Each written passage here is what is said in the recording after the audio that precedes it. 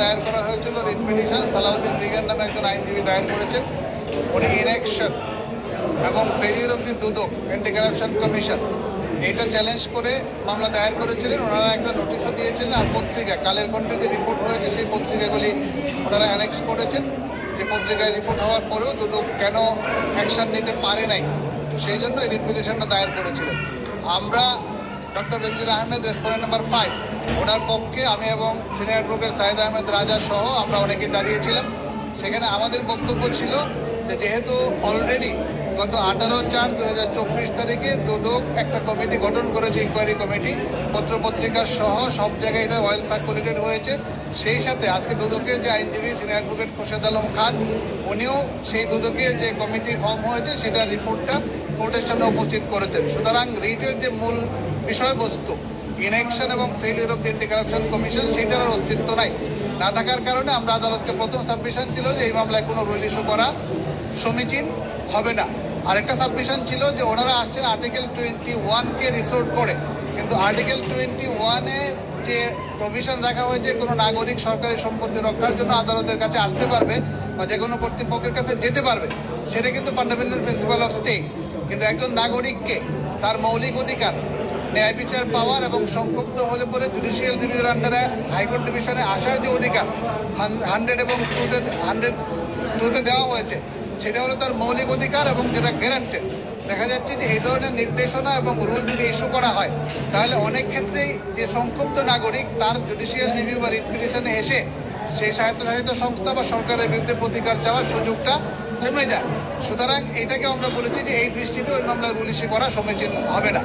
আরেকটা যুক্তি ছিল আমাদের যে এই যে পাবলিক ইন্টারেস্ট নামে বিভিন্ন আইনজীবী যে রিটগুলি দায়ের করেন, সেই রিটগুলি অধিকাংশ ক্ষেত্রেই দেখা যাচ্ছে যে যতটা না পাবলিক ইন্টারেস্ট থাকে, তার চেয়ে সেই আইনজীবী অথবা কোনো একটা গ্রুপ কর্তৃক নির্দেশিত হয়ে, যেটাকে আমরা আইনের ভাষায় ভেস্টেড কোয়ার্টার বলে থাকি, তাদের কারণে এই রিটগুলি ফাইল করা হয়ে থাকে।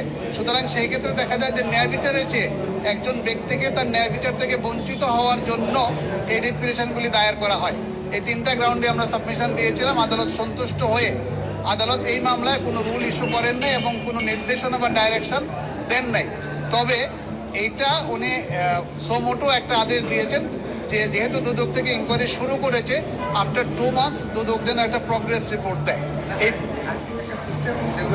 আচ্ছা, উনি আরেকটা সিস্টেম বলেছেন যে সরকারি কোনো কর্মকর্তা বা কর্মচারী যদি রিটায়ারমেন্টে যায়, সেখানে ইন্ডিয়াতে একটা আইন আছে, সেটা হচ্ছে অ্যাসেট ডিক্লারেশন ল। যে অ্যাসেট ডিক্লারেশনের আন্ডারে সেই কর্মকর্তা একটা রিপোর্ট দিবে যখন সে চাকরিতে জয়েন করে, এবং যখন সে রিটায়ারমেন্টে যায় তখন তার সম্পদের হিসাব বিবরণী দিবে।